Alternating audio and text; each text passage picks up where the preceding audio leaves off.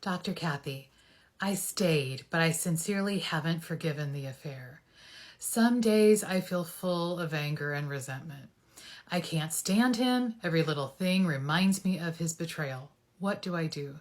Ah, thank you for sharing this. And yes, completely makes sense. So many of us feel exactly the same way. You don't have to forgive. You really don't. You don't have to forgive. And you shouldn't pressure yourself to forgive because it makes the feeling worse.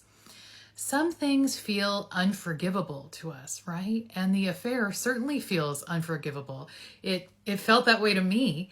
In the new workbook that's coming out, I talk about my forgiveness story and this very point. And basically, I tell you that forgiveness was very hard for me, and kind of it still is. One of my therapists told me what I'm going to now tell you, which is that you can write your own definition of forgiveness. Nobody says that forgiveness has to look the way you used to think forgiveness looked. Forgiveness could mean something else. Forgiveness could be, all right, it's acceptance, where I can accept that this horrible thing has happened.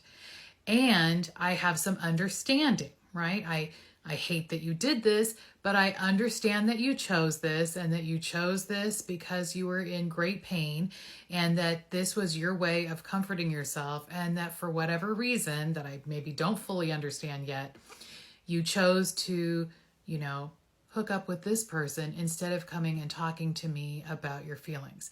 So I accept it, I understand it, I hate it, but all right, if you need for me to tell you that I forgive you, then that's what forgiveness means to me, acceptance and understanding. So forgive if you want to, accept if you want to, define forgiveness for yourself.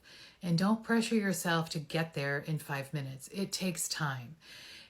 Everyone is more than their worst behavior, and you will eventually come to see your partner as more than their bad behavior, most likely. If you don't, that's fine.